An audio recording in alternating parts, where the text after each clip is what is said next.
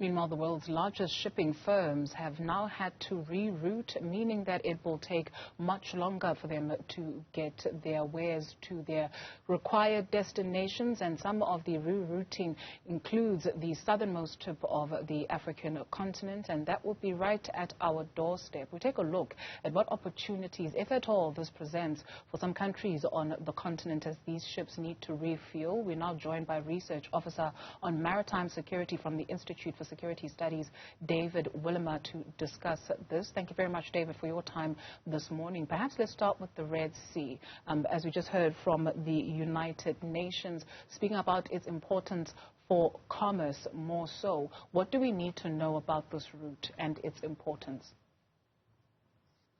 Thank you, Dudu, for having me. So with regards to the Red Sea, it is one of the most strategically important maritime routes, as it provides, it is the shortest route between Asia and Europe, and 15% of world shipping traffic passes through this route. So it is very strategically important, and we've seen this in the past when the Ever Given was positioned wrongly, and that disrupted global trade. And now we see with these attacks that it has very dire impacts on global trade. As you can see now with shipping traffic being rerouted to the Cape of Good Hope, it shows the alternative that is very much longer, as it takes 10 to 14 extra days as it would have taken to pass through the Red Sea. Sure. What does dire impact on global trade mean? So at the moment, it is an evolving scenario, but there are projections that shipping costs have gone up to, or certain aspects of it have gone up to at least 250%. And you can imagine what that would do through the entire supply chain right down to us, the consumers. The most direct impact in that sense will be very increased prices of goods for the consumer, as well as regional peace and security issues.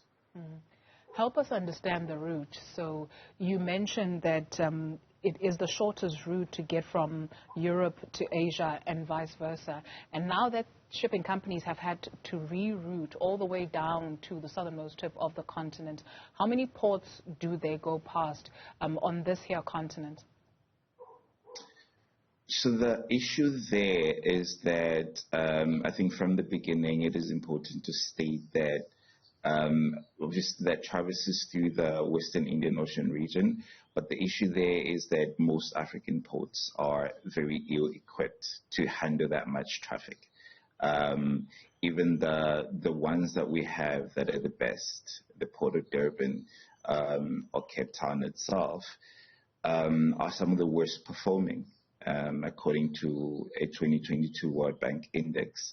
And ports of Mombasa and Dar es Salaam are a no-go area because they're not well equipped to handle that much traffic. So that's kind of the route.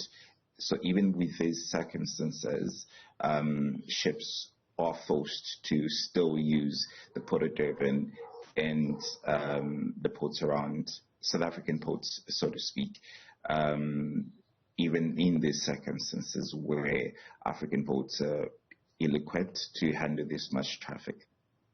So what are we saying? This is a missed opportunity? It does look that way, but it's also an opportunity to really rethink our investments and the importance of the maritime sector for Africa. Essentially, how long can a ship be on sea for before needing to refuel? So what I'm aware of is that because of the state of African ports, the idea for shipping companies is to only fuel at departure and at destination.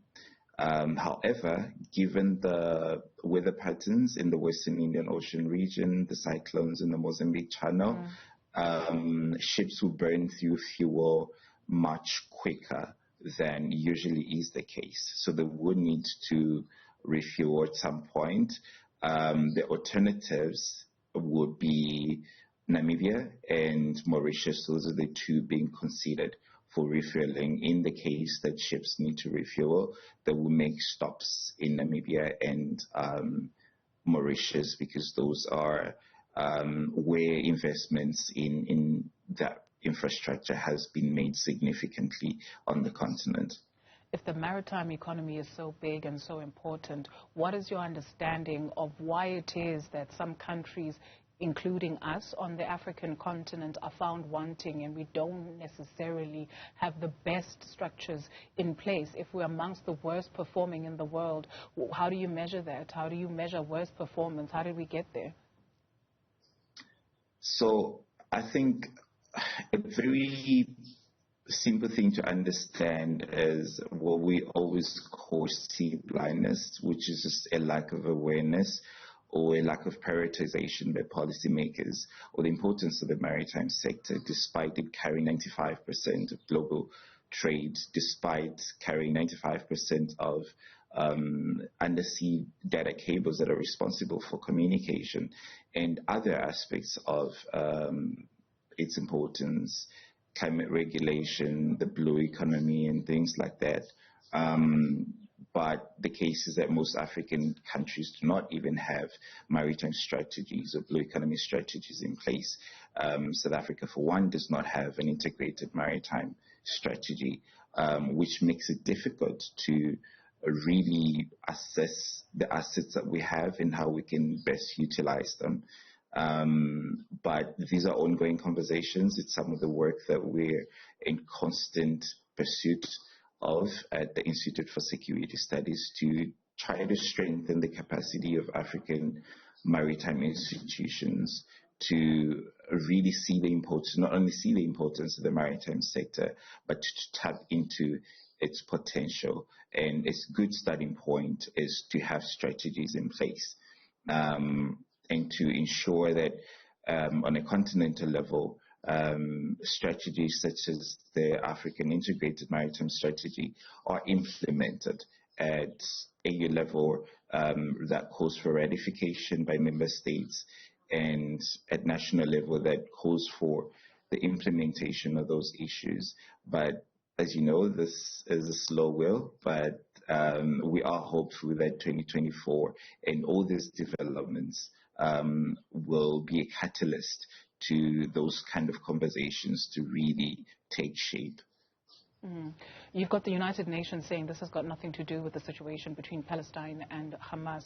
You've got the Houthis who are saying they are sympathetic with what is happening to the people of Palestine on the continent, right? So while we are speaking about a missed opportunity in terms of this rerouting because maybe we don't have the necessary structures in place, what are the chances of a spillover? How safe is this route given that there are pirates? I think in 2021 there were reports more so in West Africa of a number of incidents where pirates were disturbing the seas there. And so how safe is this when you think of groups that may spring up who may be sympathetic to the cause? Judy, thanks for that question. It is quite likely to happen that there is a reemergence of piracy attacks even the coast of Somalia after these developments occur.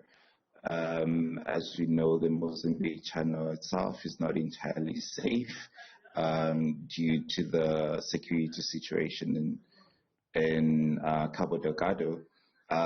So these are issues, and a key factor there to remember is that while piracy might have been suppressed, the conditions, the prevailing socioeconomic conditions on the ground that lead to piracy being an issue, especially in Somalia, are still very much present.